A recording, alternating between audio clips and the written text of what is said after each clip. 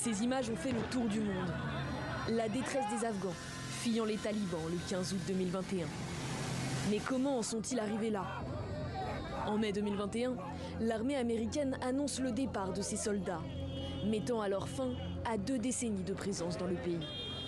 L'heure est venue de mettre fin à la plus longue guerre de l'Amérique. Il est temps pour les troupes américaines de rentrer à la maison. Les talibans commencent leur reconquête. Et à l'été, tout s'accélère. Le 6 août 2021, ils s'emparent de Zaranjé. C'est la première capitale de province à tomber entre leurs mains. Les habitants commencent à fuir vers Kaboul.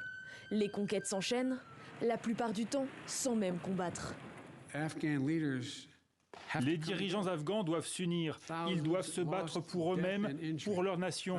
C'est aux Afghans de prendre leur vie en main.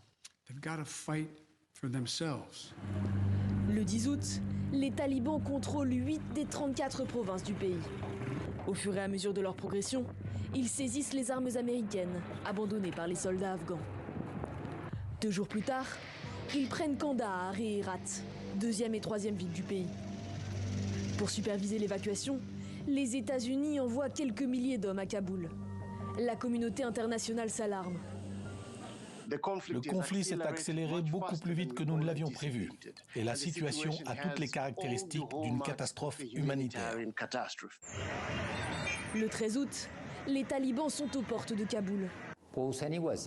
La remobilisation de nos forces de sécurité et de défense est notre priorité numéro 1. Et des mesures sérieuses seront prises à cet effet. Mais le lendemain, 15 août, la résistance n'est plus à l'ordre du jour. Il y aura un transfert pacifique du pouvoir vers un gouvernement de transition. Il n'y aura pas d'attaque sur la ville. Nous devons la protéger par tous les moyens possibles. Tout ne se passe pas comme prévu. Les talibans investissent le palais présidentiel. Des millions de civils convergent vers l'aéroport. C'est le chaos. Le président fuit à l'étranger et admet la victoire des talibans. Washington gèle près de 9,5 milliards de dollars de la Banque centrale afghane. La monnaie chute, il devient difficile de trouver de la nourriture. Le 19 août, les talibans annoncent la reformation de l'émirat islamique d'Afghanistan, fondé sur la charia. Une manifestation organisée par des femmes est violemment réprimée. La ville est plongée dans l'anarchie. Une grande partie des habitants tentent de fuir pendant que les talibans s'efforcent de maintenir un semblant de vie normale. Il est maintenant temps d'évaluer et de prouver comment nous pouvons servir notre nation et assurer la sécurité, le confort de vie et la satisfaction d'une existence paisible à l'avenir. Le 24 août, le G7 demande à Joe Biden de maintenir ses troupes au-delà du 31. Washington refuse et continue d'évacuer ses propres ressortissants. Chacun pour soi. Les autres pays doivent s'organiser par eux-mêmes.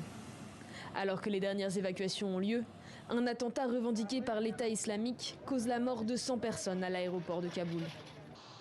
Le 30 août, les derniers soldats américains quittent l'Afghanistan, un jour plus tôt que prévu.